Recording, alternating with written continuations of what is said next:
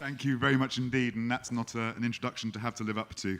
I'm very pleased to be wearing a tie today in support of Jovan. I'm quite clearly not a millennial. I've been in digital for 20 years, so I'm definitely more Gen X and frighteningly might actually be more, more baby boomer than anything else. So I don't have any flashy videos. I don't have any grime music. I've just got a few slides. But what I'd like to do first of all is to ask everyone to take part in just a little bit of fun. Could you all take out your mobiles? Yeah, and could you all just hold them up for me? So I can see everyone's got them out, yeah? Brilliant, fantastic. Now, could you all just point them at the stage and take a photo of the stage, yeah? We can all do it on a count of 3, that'd be fantastic. That's 1, 2, 3. Everyone take a photo now, thank you. That's great. There's absolutely no need for me to do that apart from to look like a celebrity. Could you now make sure your phones are unlocked? And could you take your phone and hand it to the person sitting next to you? Ooh. Okay, so you're now sitting there with someone else's phone. Now you might be thinking, wow, okay, now I can start to have a think about what's going on here. You're also, you know, some of you might even be thinking about actually looking at them and seeing what the other person is doing. Now, your phone, unfortunately, is in someone else's hands. And you are now feeling, most likely, nervous. And you are most likely feeling a sense of loss.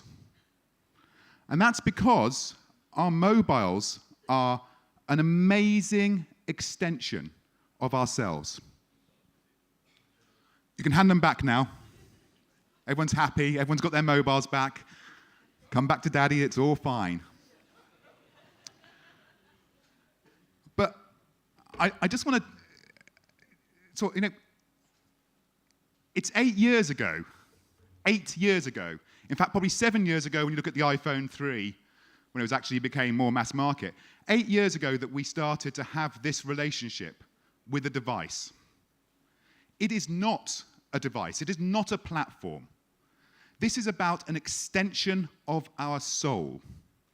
This is about the extension of us as humans. We talked yesterday very much about videos being all about emotion.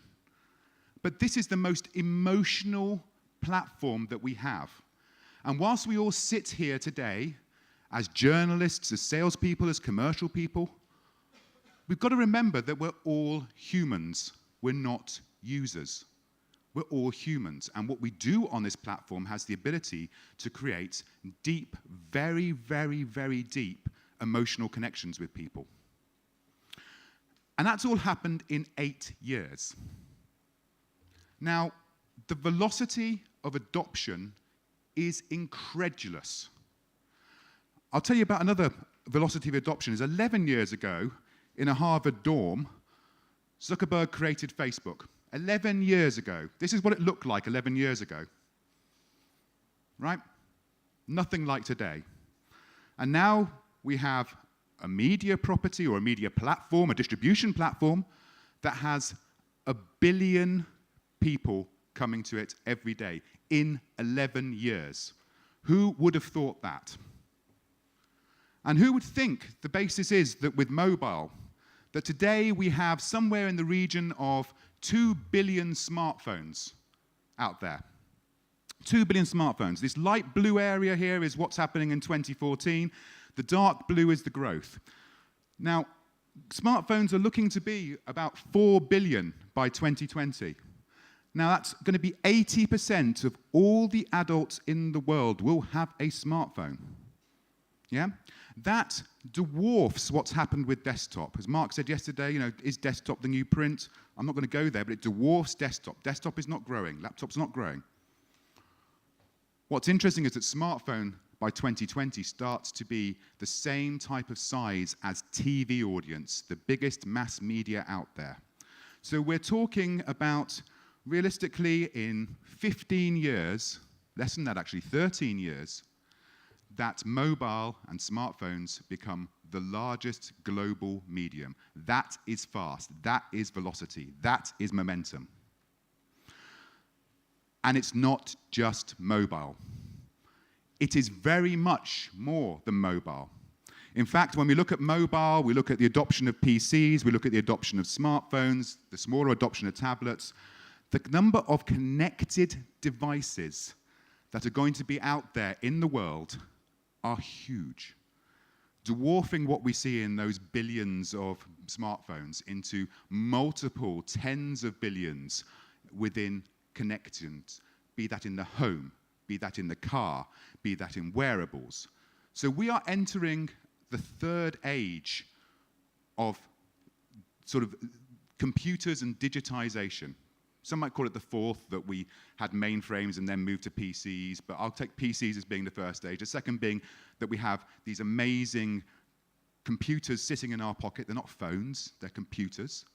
And then this will then disperse out into devices with sensors that will create the ability to be able to take data and actions, and our lives will change fundamentally. And this is all going to happen in an exponential growth. So what I'm trying to get over here is about velocity. And it's not just velocity of hardware. What's really interesting is that it's velocity that affects business. Very clever bloke, Tom Goodwin from Havas, says that in 2015, Uber, the world's largest taxi company, owns no vehicles. Facebook, the world's most popular media owner, creates no content. Alibaba, the most valuable retailer, has no inventory, and Airbnb, the world's largest accommodation provider, owns no real estate. Something interesting is happening. Wow, something is interesting because of the companies up there. Facebook, we said 11 years. Alibaba's been around a little bit longer, 16 years. Uber, 6 years. Airbnb, 7 years. This is speed. It's not just businesses that are being disrupted. It's also the very essence of how people are interacting. Throughout all of yesterday and today, we've heard how the differences are about interaction. This is my attempt to try and simplify that down, what mobile has brought us to. The top area of this funnel is about daily, if not hourly, if not minute-by-minute usage. We pick up our mobile phones 250 times a day to check them. What are we doing with that? We're using communications. We're using social media. We're starting to use utilities. We're starting to use mapping, navigation, weather, productivity, all those aspects. Then we come to those slightly less used areas, entertainment, news, local. And then we move into these smaller niches about retail, and we're using those less and less frequently. We have to understand that it is going to be rare for someone to go and apart from really, really diligent loyalists, it's rare for someone at the point to go and check their health or their fitness or their financial business news on an hourly basis. We cannot expect users to do that, but they will be checking their communications. That's why communications and social media rule the roost in terms of reach and distribution. And that's affected how consumption of news and content has begun to move towards more mobile platforms. This is Reuters, Institute of Digital Research. The blue bars are people who say they use the desktop in order to be able to access news in the week. The red bars are smartphone, the yellow bars are tablet, looking at some of the major. And you can see across the board, it doesn't really change in terms of country by country. Poland is a separate, supplementary piece of research, and so I think that it's actually slightly higher across the board there than the other countries, which they do in the main report. That's maybe why the figures are slightly higher there because of the sample size. But what's really important is that the mobile is now becoming one of the core platforms for being smartphone, for being news first. So in effect, we're looking at around a quarter of the population saying they use their smartphone as the primary source for news. It's their main device. So we are talking not just about a wide breadth of people utilizing the smartphone to gain news. We're talking about a really hardcore people where this is the first place that they go to. So what I want to do now, hopefully you've got over the my concept of the fact that velocity and speed is happening at an amazing exponential growth. I want to look back at what we've learnt over the last, I don't know, 3-4 years in terms of content and publishing, and then look forward into some of the issues that I think are going to be asked, and hopefully will generate some questions and some opinions on what maybe part of the very, very near future will look like for mobile. So I want to talk about 3 dawns, first of all, and 3 strategies that have been approached by publishing and by content houses, and start to sort of dissemble those a little bit more. The first one is about the dawn of the aggregators. Now, aggregation is not simply a mobile activity. Aggregation has existed in digital for a very, very long time. On the left, I'm sure some of you who've been in the business for a long time will have recognized the dear departed Google Reader, the RSS aggregation feed. That was something that I basically ran my life on for about 5 years, and I still don't understand why Google ever killed it. But now, of course, we've got aggregators on desktop. We have things like Feedly.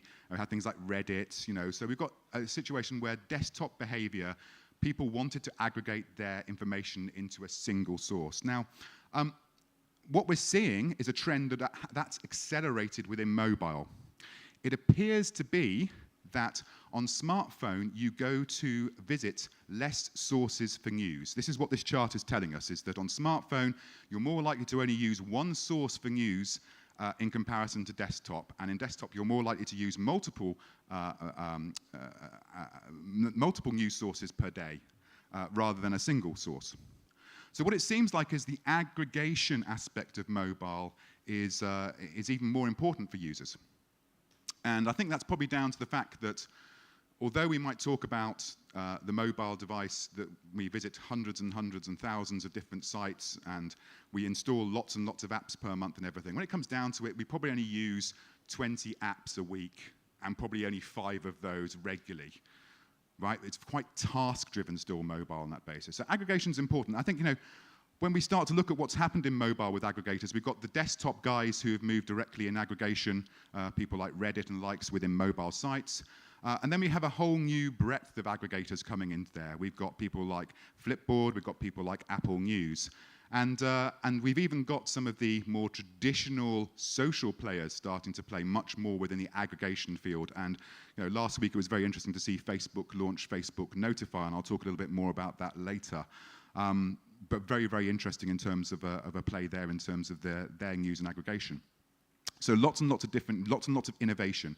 And if there's another message which comes through in this, is that it's not just about the velocity of adoption, it's also about the velocity of adoption of innovation, about constantly trying new things. And if we take a look at some of these players, I think Flipboard's incredibly interesting. Flipboard has been around for 5 years, and in that 5 years, it's had 300 million downloads. It has regularly 70 million people using it every single month.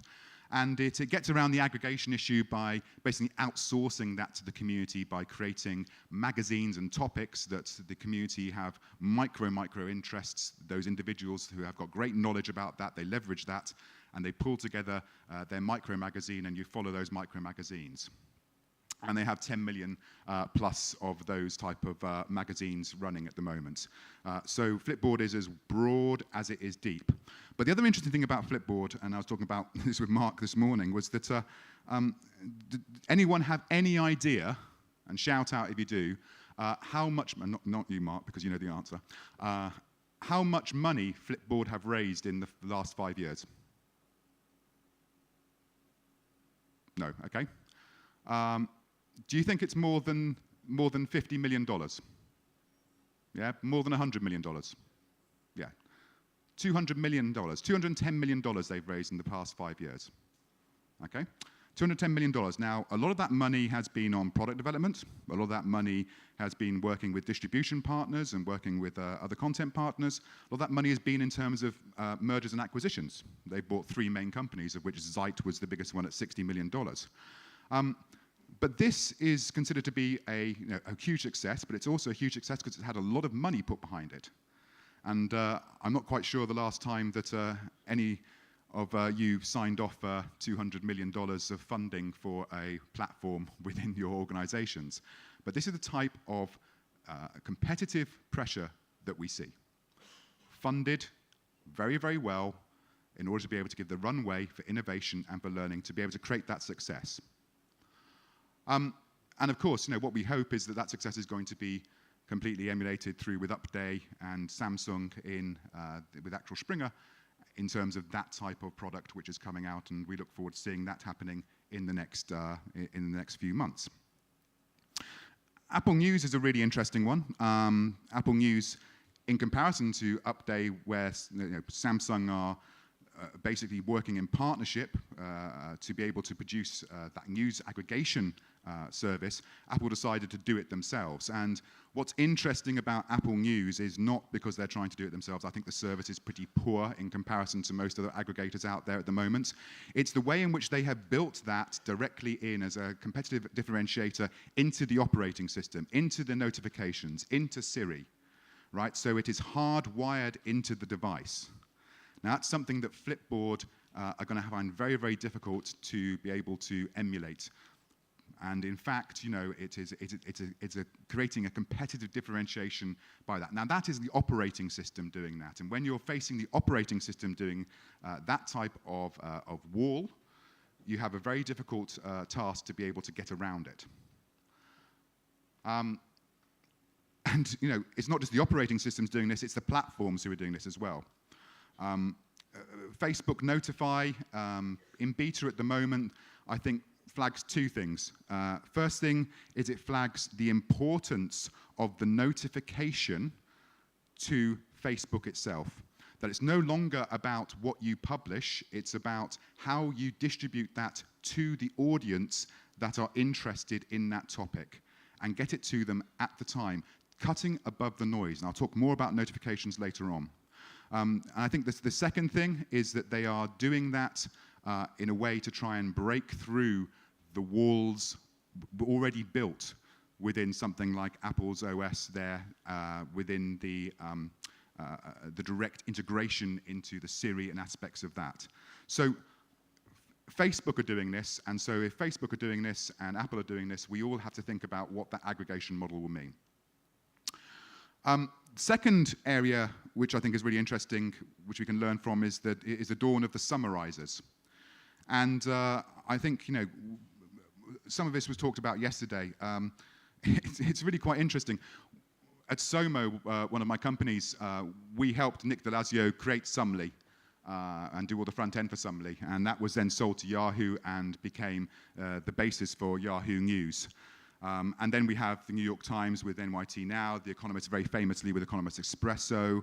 And then, actually, strange enough, we've almost finished the journey because Somo worked with Wall Street Journal to be able to create What's News. I'll talk a little bit about that in a moment. Summarization apps, they're very, very interesting. I think The Economist is a very, very strong player in this area, mainly because they have taken the thought not to be swung by advertising. So The Economist's basic, Tom Standage's opinion on this, as the editor says that in digital editor, that in effect, advertising's nice, but I prefer for people to pay for content. And so the Economist Espresso app, as a summarization app, is a paid-for application after the first free trial. That's achieved 600,000 downloads, 200,000 MAU, roughly, after Apple's cut, something around the region of €2.50 a month. So you can start to do the maths on that and see we're making very, very, very good money out of the back of that. And on average, if you are staying with the Economist Expresso, you're paying around $50 a year. And they see that as a clear stepping stone to be able to start to get you to pay for a little bit of content, to be able to then to move up to the big play, which is the couple of $100 for the full subscription to the digital service. But in terms of its aim of giving you what you need, The Economist has always been seen as being the publication that gives you an opinion. If you don't have an opinion about something, you read The Economist, and therefore it gives you the opinion about something. And their view of this is that The Economist Espresso gives you the opinion to be able to navigate both your work and your social life and around the cocktail party life to be able to say what are the key opinions on the topics, or the top 10 topics of the day, basically. So it has a very, very clear role that it's playing for people's lives. What's News is slightly different. What's News is a column in the Wall Street Journal that sits on the front page that summarizes the day's activity. The problem that someone like the Wall Street Journal has is that it's picked up once a day, or it's gone to once a day for the news. It's not gone to regularly. So what the What's News app does is it updates every single hour and gives a summarized opinion on what the top 10 stories are that hour from the Wall Street Journal's perspective. New editorial team, completely new advertising model, and again, we talked yesterday about the beauty from Ozzy about the beauty of design, designed in a very, very different way. So summarization, really, really interesting, but summarization not just for summarization's sake, it's for summarization in order to be able to solve a business problem. Yeah? Wall Street Journal, it's about how do I get people to pick up and go to me more than once a day. Economist, it's about what do I do every single week, how do I get people on a daily basis and provide them with the information that they require and the opinions they require, and also how do I get people to start paying for something to be able to move them up into a larger subscription basis. And then the last one I want to talk about, which we learned about, is the dawn of the frenemies.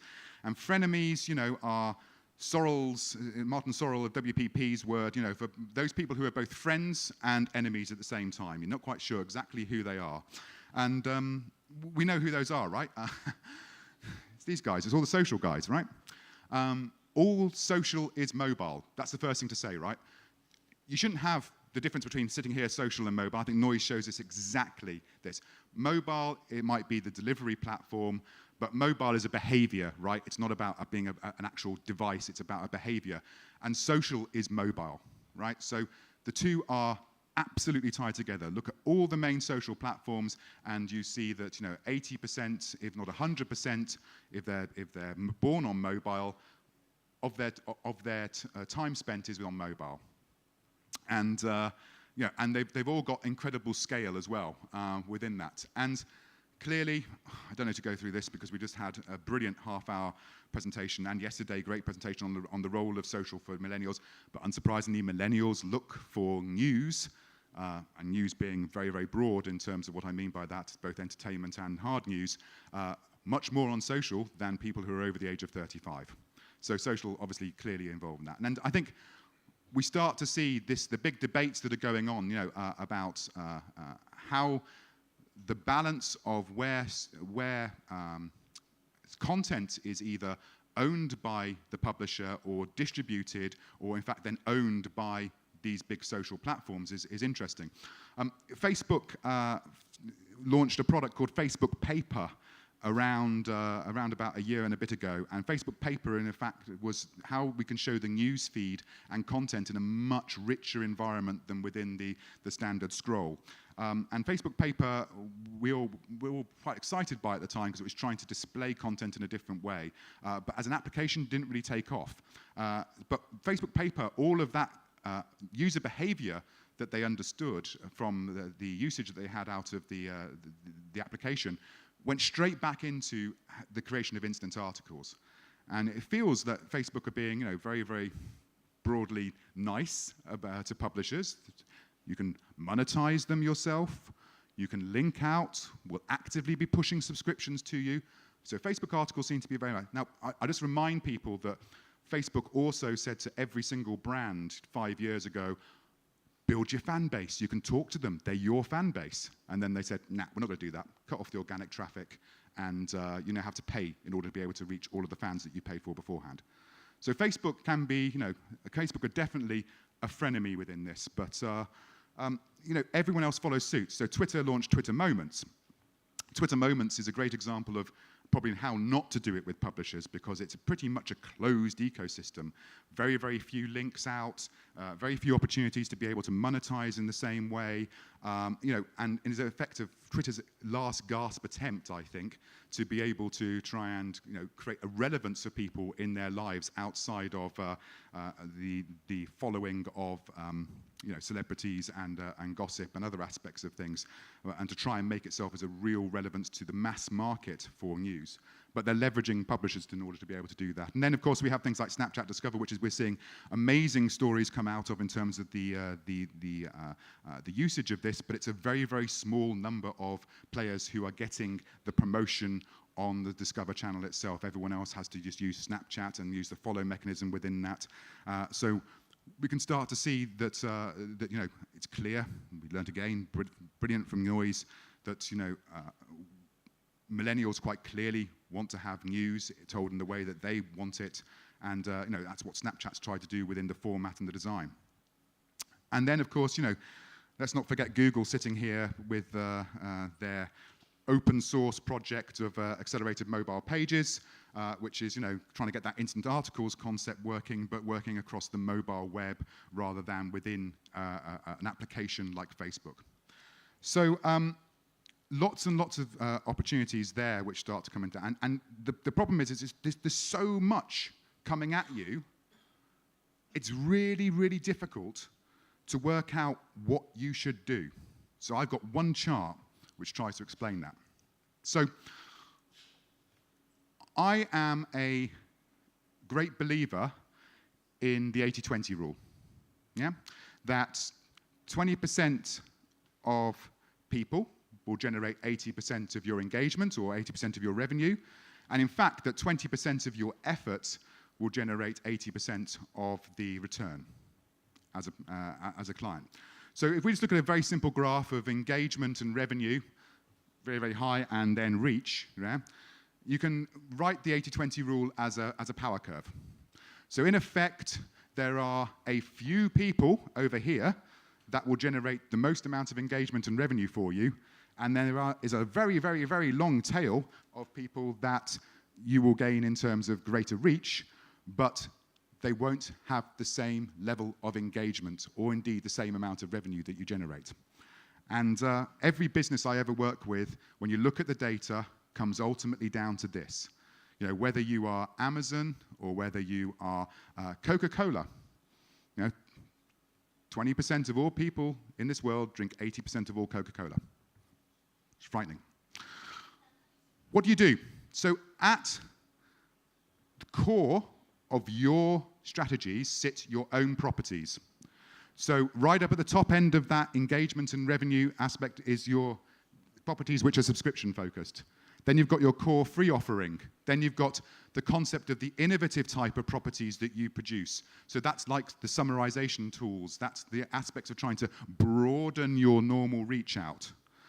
And then you've got the normal referral aspects to this. So how you use search to bring people directly into these properties, how you use social to be able to get people to bring those properties to your own destination. The camels brought into your own ecosystem, as we learned this morning. And then at the bottom end of this, you've got the third-party aspects of this. You've got the aggregators, yeah, the Flipboards, the Apple News. Then you've also got the potential owned areas of this, the frenemies, the instant articles, the Snapchat Discovers. So when you start to look at this, you start to be able to say, who am I talking to at each level, and what am I doing with that audience? So it is not a case of, I want everyone to come to my site, because if I want everyone to come to my site, I might get fantastic engagement and revenue, but I'm not going to have massive volume. It's also not a case of the fact that you're going to give over all of your audience by doing things like instant articles and the likes, over to Facebook, right? What you're going to do is you're going to get a massive amount of reach amongst infrequent users, but that reach is going to be very, very small amounts of engagement. So you've got to pick your strategies as to where you use these different properties and these different methodologies, right? It is crucial that you do not lump everyone together and start to say that this is, the same for everybody. We're handing it all over to Facebook. We're going to do it all ourselves. That's not the answer. The answer is to do everything, but to do it in a very focused manner against your audiences. Yeah? So please utilize the 80-20 rule, and of course, all the slides will be available later as well. Okay. How am I doing on time? I did have a stopwatch going. I'm good. Ah, that's unusual for me, because I've only got another 160 charts to go. So I'd like to talk a little bit about the future now. And it's not really the future, it's about the problems that we face every single day when we look towards the next 6 to 12 months. And the biggest question I get asked is it mobile web or is it an app? Yeah? What should our strategy be for creation of properties that people engage with? And there's no easy answer to this, but I'm going to try and talk you through some of the logic that I apply in order to be able to come to a conclusion. The first point is that there's no clear story coming out from the consumers. Yeah? When you ask people about what they're using in terms of accessing news on a mobile device, you see that in the blue bars, you've got those people who mainly use apps, and then in the orange bars, you've got those people who mainly use browser. And it's in fact only in my home country in the UK that we seem to be utilizing apps for news over mobile web. So we're not going to get an answer from that. It seems to be everyone's using everything. Now, we've also got this horrible, horrible fact that keeps on being relayed across the internet, that 86% of all time is spent in applications. Yeah. Okay, let's break that down, shall we? So all of this time is spent in applications, and it's only this time that is spent on the mobile web, okay?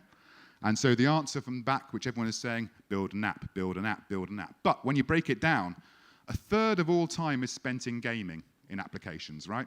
And gaming, frankly, can only really be done very, very well in applications. A third of all time is spent in social, in applications. And social works better in applications, it's faster, it's, the native provides much more opportunities to be able to provide a better experience, right? So I can understand why it's an application. So when you break that down, actually, apps versus web is pretty much on an equality, right? So don't listen to every single statistic that is put out there about this, because it's completely untrue, most of them, when you start to look deeper into the data.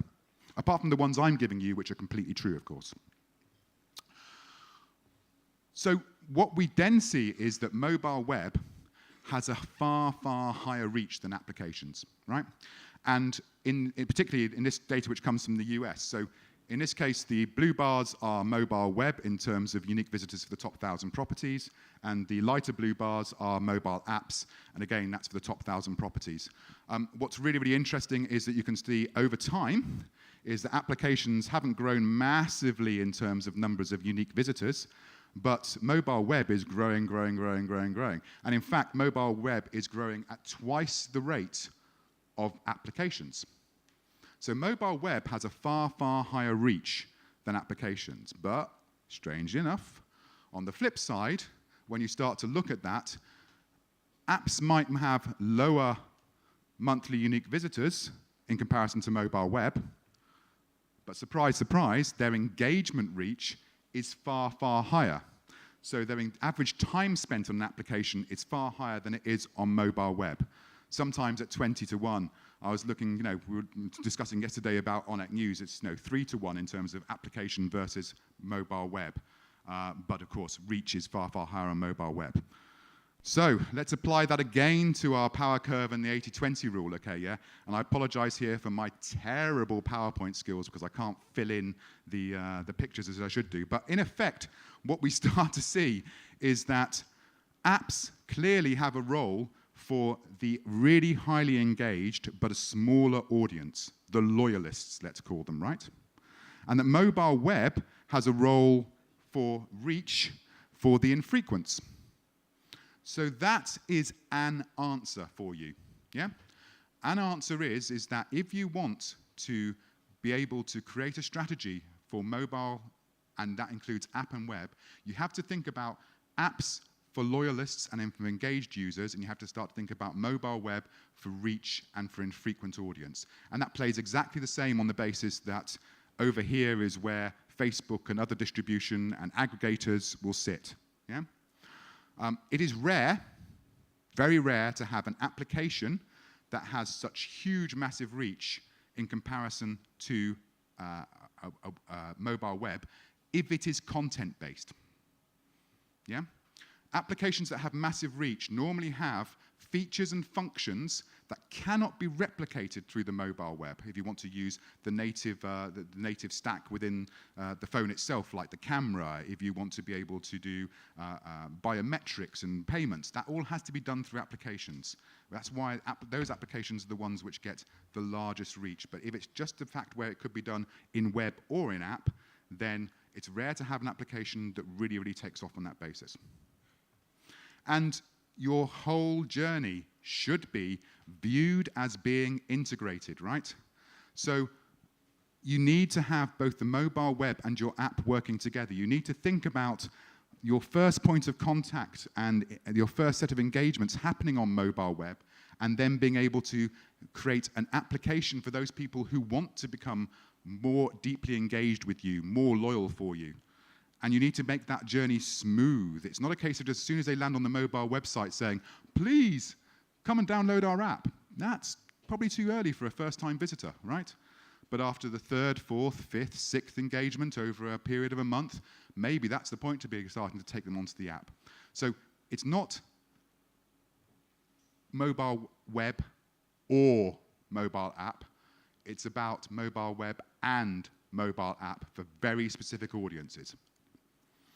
So talk a little bit about monetization. And I feel that I'm going to just be repeating exactly what was said yesterday. So I'm going to whip through this area very, very quickly. Because, yeah, mobile, it's growing. It's growing globally. It's being powered particularly in North America, Western Europe, but particularly in China in terms of the amount of advertising that is going onto mobile web. We're at a position whereby we're around about 70 billion in global mobile advertising spend, and that's going to rise to 100 billion next year.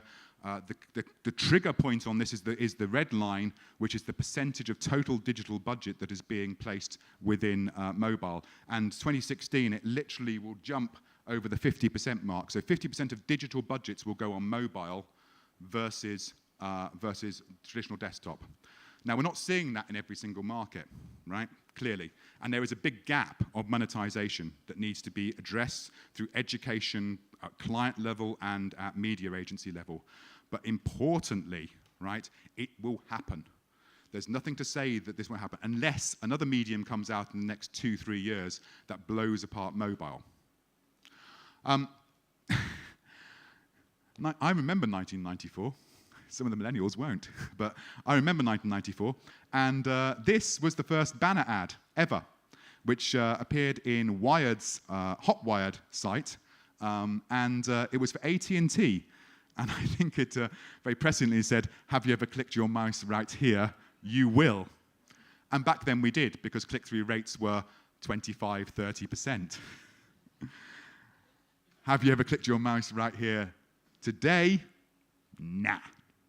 I think, Mark's point about you're more likely to be struck by lightning in your life than to click on a banner ad is a prime example of the fact that we are seeing finally the death of when banners were created, they were created as a short-term fix to work out how advertising would work on the World Wide Web, on that lovely grey background with blue links, right? They were never meant to be long-term. They certainly were never meant to have jumped from being on a desktop site where they had at least some space to be able to look at into this small little screen. They weren't meant to do that. And now we're seeing the pressure, as we've all heard, viewability, ad blindness, ad blocking, privacy, fraud. Every aspect is making banners more and more distasteful. Never mind about the user experience, the amount of false clicks that are put in there, the fact that we all hit a banner because the close button isn't big enough or everything. All those aspects, right? That's got to go. That's got to go.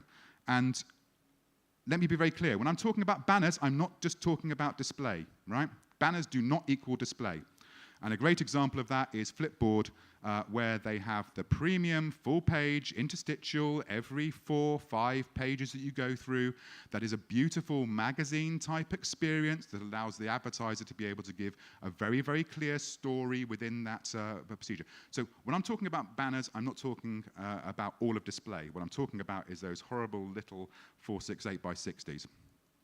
And display clearly is morphing. You look at the total mobile advertising spend and who's taking that on a company basis, and you start to see at the top, Google and Facebook account for 50% of global mobile advertising spend. 50%, right? And outside of some of the Google banner network, the majority of that, you won't see a banner in sight. It is in feed. It is search. It is, coming to be more native in appearance. Although I can't say native because in the UK, when we say native, we mean in feed.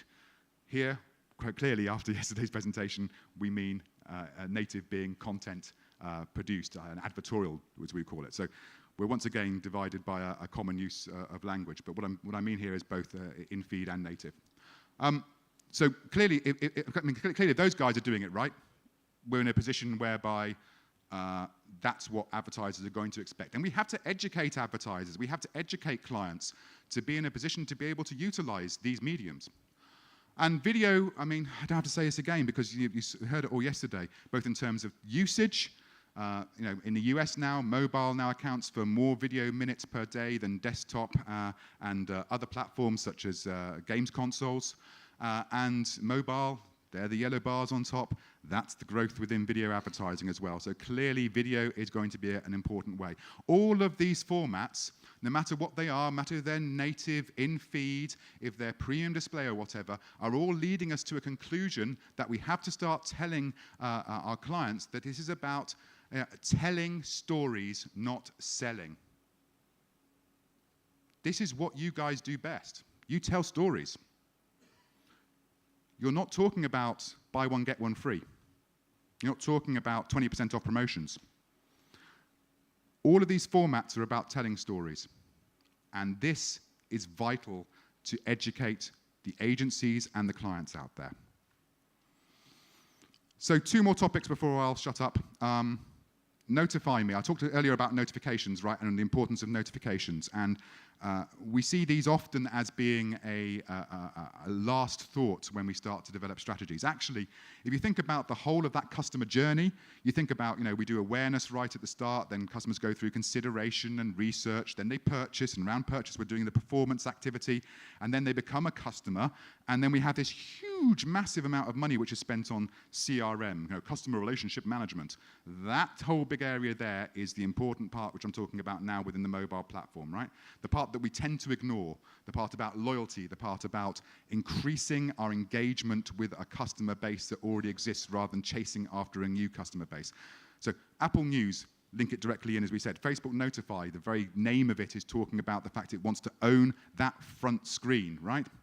And increasingly we're seeing notifications are driving discovery. Yeah? So this is a question again on the Reuters survey which says, thinking about how you got your news online in the last week, what were the ways in which you discovered that news? And you can see the red lines being 2015, the blue lines being 2014, and the amount of people that are discovering news directly through notifications. So this is driving direct traffic today through discovery. And I'm a big believer that we have with these devices an amazing opportunity to be able to understand the user's context and be contextual to the user. And that's both about their location, their time, what they're doing at that particular activity, what device they happen to be on, because users swap between devices every single day. Yeah, it's not a case of just talking to them in one device, it's about talking to them across devices. It's about their preferences, it's about the time of day, it's about who they are as an identity. All those aspects we need to somehow be able to contextualize, and we're starting to do it really, really crudely. And the most interesting thing was that I've stopped. Who here's got an Apple Watch? So a couple of people, right. I stopped wearing my Apple Watch because I got really, really bored of every 30 seconds getting a brr, brr, right? And the reason I was getting a brr, brr was because I was getting notifications, right? And those notifications were random things. They were sometimes my wife saying, please, could you pick this up from the shops? Important. Sometimes they were, hi, Ross, this is a candidate we think you'll be really interested in. Unimportant, right? I didn't have the ability with the software to be able to filter what was important to me or unimportant to me, because it exists within WhatsApp, it exists within Facebook, it exists within Syrian News, it exists within all these different places. I can't tell what's important to me. No one is filtering for that for me or allowing me to be able to filter what is important. We've got to respect the users and we've got to be able to provide some context to them. So that's why notifications today are really, really crude, but massively important for us to begin to look at them. And notifications are leading us through to a promised land, and the promised land is intelligent agents. Because as we all know, in X number of years, we don't need to worry about any of this anymore because artificial intelligence will take it all on for us, and Skynet will be built, and Terminator will happen, and before we know it, it'll all be fine. We don't need to worry about it. Intelligent agents today are pretty dumb, right? Google now does a half-decent job of being able to take your travel itineraries and be able to tell you what you're doing with your calendar. Right? And that's because it spent a good 5 years learning how to do that in a way that works for the user, right? A lot of time spent on that. Siri's getting better, but frankly, how many people use it on a regular basis? Because a lot of the time it doesn't provide you with what you need to know. What's interesting about Siri, and I'll talk about it a little bit more later, is about voice recognition. And then we've got Facebook M. And Facebook M is, both AI-powered, machine learning-powered, and human-powered. It looks from all the reports on the beta that it's more human-powered than it is AI-powered. So the world of intelligent agents will solve this, but artificial intelligence is going to take us a long, long time to get right, and it's not going to happen in the very, very near future. If it does, then we're going to hit Kurzweil's singularity. We're going to have artificial intelligence with computers that will actually be able to rival a human brain. But right now, Facebook's best attempt is to be able, over a 3-week period, by taking lots and lots of pictures of dogs, to get a computer to recognize different types of dogs. Right? That's not going to help me in my day-to-day life. Pug, Cocker Spaniel, I can do it already, right? I'm better than that. So, finally, let's talk about screen fragmentation, right? It's a big problem for everyone who's developing. We started off with small screens, 4-inch. We had 13-inch laptop. I'll tell you what, we'll just do responsive. That'll solve it all right. That'll solve the tablet issue, solve that. Man, it's a good plaster. But the type of things that I want to do on this device, where I'm typing, versus the type of things I want to do on this device, where it's touch, and I might not be sitting in an environment that is the same as the environment I've got over here, really means that we've got to be more thinking about adaptive. Yeah? But then you start to throw these type of things in. You start to throw very, very small screens on wearables, and then we start to throw, oh, look, 20-inch bigger TV screens into the mix, right? And that just blows apart. You can't do a responsive site for a TV screen and for a watch. Doesn't work, right? So we've got to think a little bit about when customers are using these devices and what context they're using them within, right? Most interestingly, this tends to be in a social context. Watching TV with someone else in the household. So it's completely different to the usage of this, which is possibly the most personal and most emotional, we said, and this, which is more about a notification context. So if we understand when people are using them and why they're using these different devices, we can start to get the right level of engagement. And so the answer isn't, let's do everything across every single screen, every single customer journey across every single screen. The answer is very much about working out how we adapt to the user's journey to be able to facilitate a particular problem or a particular need that they have across these different screens and different contexts. Let's talk a little bit about wearables very quickly. We are in the second stage of evolution of wearables. The first probably was dumb fitness trackers, packaging up some very clever components and providing out some data. The second is definitely within smartwatches. We've got a long, long way to go before they become ultimately useful. But then we start to get integrated wearables in clothing, in jewelry, and then we start to get to embeddables, where we start to actually put chips into ourselves. One of our innovation guys, Ruben, has 2 NFC chips put into his hands already. He has one which he uses as a Dropbox folder. So you can just basically NFC his files directly on there, and he carries them around them. Because, frankly, my USB stick on my keyring is no good in comparison to having NFC in my head. The other one he uses is Bitcoin identification. Clever bloke. But we're a long way off embeddables, right? And you just need to look at the Apple Watch when it launched as to what the categories that it thought the usage cases were. You know, it was clearly about communications, activity, some work and utilities, and then the rest was like, you know, are you going to do your shopping on your watch? Are you going to do, you know, I mean, even you know, Passbook. I'm sorry, you know, you have a watch and you have Passbook and you put up your boarding card there and everything, and you go to go and scan it, and I don't know about, obviously I've got fat wrists, but I can't fit it under the scanner, right? I have to take my watch off in order to be able to put it down, to be able to scan it, and then put my watch back on again, and you know, that's not as clever as being able to take out my mobile phone. So, you know, what we see today is that wearables... Oh, I'm the first person to be belled. Right. Okay. 2 minutes. Give me 2 minutes, 2 minutes. Right, I'll rush through this. Right. Future of TV is app, says Tim Cook. Right? Apple TV 2 is going to fundamentally change because it's going to take all the mistakes that people have done within smart TV and make it better through their ecosystem and deliver this. The important thing is they're going to deliver it through voice. Voice becomes the new interface, right? This is fascinating in terms of the percentage of people in the US who use Google Voice for search once a day. Adults and teens, 55% of teens use Google's Voice once a day for search. My son no longer types into the laptop. He just presses Google search and says, find me this in order to do my homework for me. And we're moving towards zero UI. Right? We're moving towards zero UI because we're moving towards biometrics and voice and gestures. And these new user interfaces mean we're going to move away very quickly from typing, as we have done, to touch, and touch into gesture and into voice. And we have to start thinking about that and what that means for us from terms of relevance. Last thing I'm going to talk about is the biggest interesting platform, which is about zero UI, which is virtual reality. Virtual reality has been held back by the principles of the headsets being very expensive. But next year, Oculus will launch its headset. That will be $200 to $400.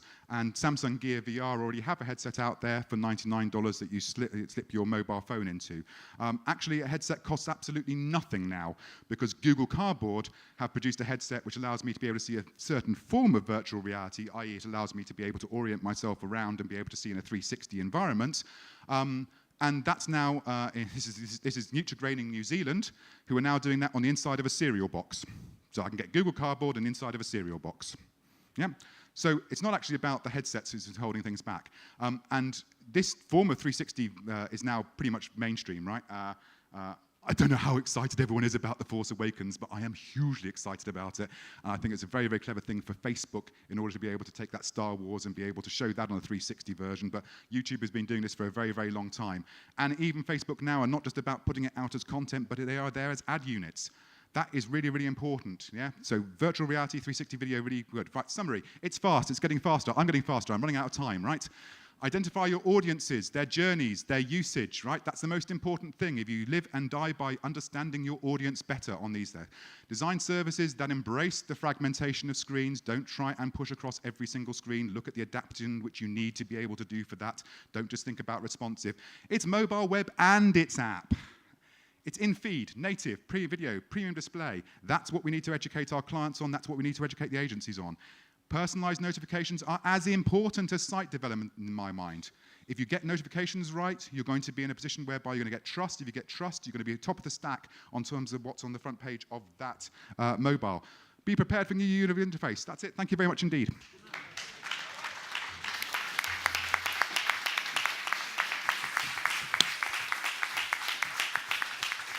Thank you so much, Ross. As I told you, I was perfectly right that he knows everything about mobile web. So, but we are wondering what's your experience about how mobile changed your journalistic job? Paweł?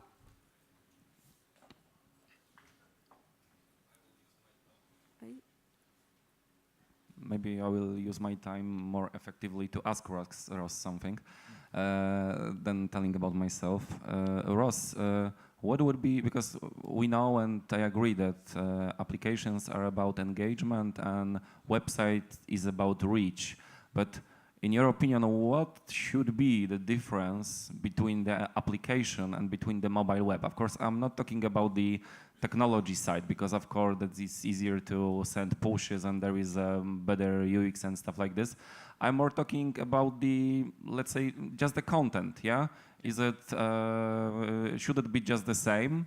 Or do you see from your experience or some service that it's, I would say that probably mobile is more about the news than desktop, and probably applications is even more about the news than mobile web. What's your opinion? So the answer is, look today at what your most loyal users are doing. Look today at what they're looking at, what they're finding, and then understand what the pain points and the barriers are on that journey. So a lot of the time we think that people are looking at very particular areas of news in great depth or content in great depth, and we should be able to surface those quicker and easier to people within an application. That means some form of personalization or customization to be able to understand that, right? That's what an application can do. Yes, we can do that on mobile web, but we don't need to, because it's about a mile wide and an inch deep, whereas with the application, we're trying to look at an inch wide and a mile deep.